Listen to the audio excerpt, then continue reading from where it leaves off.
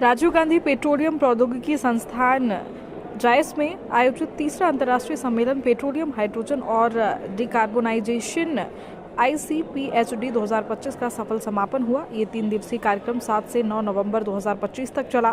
सम्मेलन में देश विदेश के अनेक वैज्ञानिकों, शोधकर्ताओं और उद्योग विशेषज्ञों ने भाग लिया। वहीं ऊर्जा क्षेत्र में टिकाऊ विकास, हाइड्रोजन ऊर्जा के उपयोग और कार्बन उत्सर्जन में कमी जैसे महत्वपूर्ण विषयों पर विचार विमर्श भी किया गया। कार्यक्रम के समापन अवसर पर संस्थान के निदेशक डॉक्टर वैभव सहाय ने मीडिया बंधुओं से बातचीत करते हुए बताया कि ये सम्मेलन ऊर्जा क्षेत्र में नई शोध संभावनाओं और अंतर्राष्ट्रीय सहयोग को सशक्त करने की दिशा में एक महत्वपूर्ण पहल साबित होगा। उन्होंने प्रतिभागियों और आयोजकों को सफल आयोजन के लिए बधाई दी। आप सबका RGIPT में स्वागत है। हम आजकल RGIPT को एक शॉर्ट फॉर्म दूसरा बोलते हैं RGIPT, क्योंकि हमें लगता है जो जिप्ट होता है पुरानी डिक्शनरी में वो गिफ्ट की तरह होता है, और RGIPT का मतलब भी वैसे ही है। ये रिवॉल्यूशनरी गिफ्ट है इंडियन इकोनॉमी के हिसाब से, इंडियन एनर्जी सेक्टर के हिसाब से, क्योंकि हम एनर्जी सस्टेनेबिलिटी की बात कर रहे हैं जो 2047 तक हमें चाहिए। वो तभी आ सकती है जब हम अलग अलग चीज़ों को एक्सप्लोर करें। जैसे आपको पता है कि आरजिप जो है वो पेट्रोलियम इंजीनियरिंग में बहुत आगे है, काफ़ी इंस्टीट्यूट से बहुत आगे है। इसलिए हम यहाँ पे कॉन्फ्रेंस भी करवा रहे हैं और उसका नाम है ICPHD।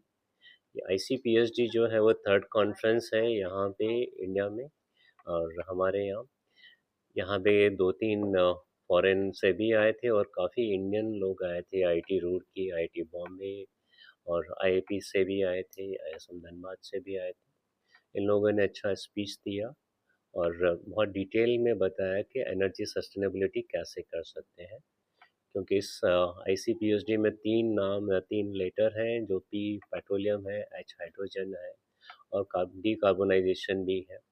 अगर हमें ओवरऑल एनर्जी सस्टेनेबिलिटी चाहिए और फ्यूचर में 2070 तक बिना कार्बन के एनर्जी चाहिए, तो हमें इन तीनों फील्ड में बहुत आगे जाना होगा।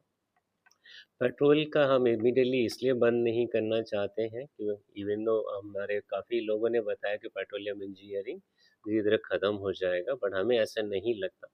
हमें लगता है कि पेट्रोलियम के क्योंकि हम 10 से 15% ही एक्सप्लोर कर पाए इंडिया में, और 85% अभी भी पेट्रोलियम प्रोडक्ट आ सकते हैं।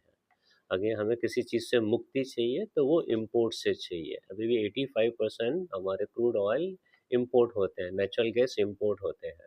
अगर ये सारी चीज़ें इंडिया में बनने लगे या एक्सप्लोर हो जाए तो इंडिया को इम्पोर्ट से छुटकारा मिलेगा। इसलिए हम कह रहे हैं कि एनर्जी सस्टेनेबिलिटी मिल जाएगी और ये एनर्जी काफ़ी ज़्यादा CO2 नहीं करे या कार्बन बेस्ड प्रोडक्ट आगे नहीं बढ़ाए, तो इसलिए कार्बन कैप्चर भी बहुत इम्पॉर्टेंट है। हमारे RGIPT में CCUS का बहुत अच्छा सेंटर है और बहुत अच्छी सुविधाएं भी हैं, बहुत अच्छे इक्विपमेंट्स भी हैं। इनसे हमें लगता है कि, और हाइड्रोजन में भी हम काम कर रहे हैं, तो हमें लगता है कहीं ना कहीं RGIPT बहुत आगे लीड करेगी और जो स्टूडेंट यहाँ पे आते हैं पढ़ते हैं वो इनोवेटर बनेंगे और इंडिया को बड़े में हेल्प करेंगे। क्योंकि ये कॉन्फ्रेंस में काफ़ी लोग आए और आलोक जी भी हमारे साथ हैं और ये कन्वेनर भी हैं ICPHD के, और इन्होंने अरेंज किया है, तो मैं अपनी टीम को धन्यवाद देना चाहता हूँ कि उन्होंने ऐसा किया है।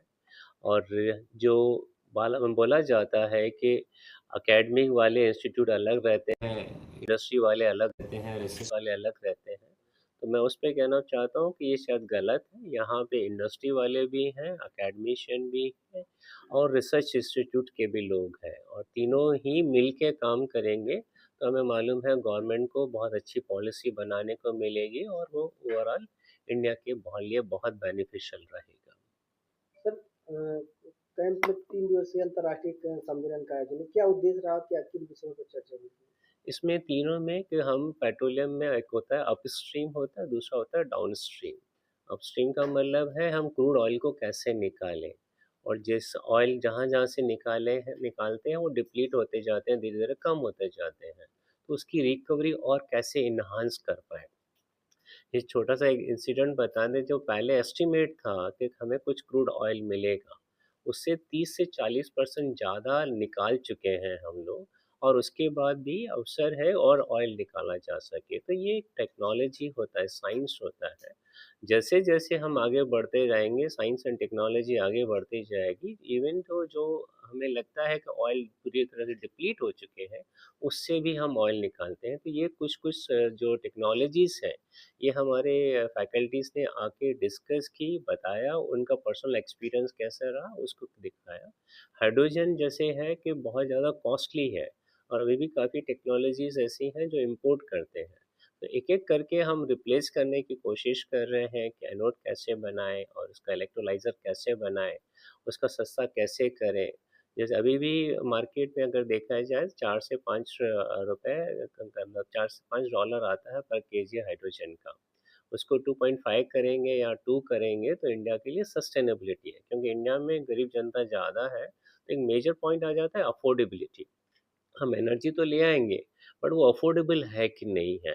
अगर आप कॉस्टली बेचेंगे तो सब उसको ले नहीं पाएँगे और हमें मालूम है इंडिया का जो अगर डेवलपमेंट करना है, तो एनर्जी बहुत ज़्यादा चाहिए। हम मान के चलें 15 साल में ही हमारा जो एनर्जी रिक्वायरमेंट लेवल होगा, वो 2 गुना से ज़्यादा होगा। और अब इतना हम इम्पोर्ट कर रहे हैं क्रूड ऑयल को जिसमें और नेचुरल गैस को, तो नेचुरली वो भी हमें एक्सप्लोर करने हैं। तो इस पे भी काफ़ी डिस्कशन हुआ, जो डीजीएच से आए थे हमारे चीफ गेस्ट, उन्होंने बताया कि गवर्नमेंट पॉलिसीज़ क्या हैं, कैसे प्रोजेक्ट बड़े से आ रहे हैं, तो सबको अवगत भी करा उनसे, ताकि और रिसर्चर आगे आगे बढ़ें और उसको अच्छी तरह से यूज़ करें। गवर्नमेंट बहुत सपोर्ट कर रही है, बट सारी जनता को इसका नॉलेज नहीं होता, सारे रिसर्चर्स को नॉलेज नहीं होता, तो इस काइंड ऑफ जो कॉन्फ्रेंस करवाते हैं, ये मिलन अच्छा होता है, अलग-अलग डिसिप्लिन से लोग आ रहे हैं, एक-दूसरे को सुन रहे हैं, तो ताकि ओवरऑल इंडिया का तरक्की हो, अच्छा-सा रहे। इसलिए हमने ये 3 दिन का अरेंजमेंट रखा।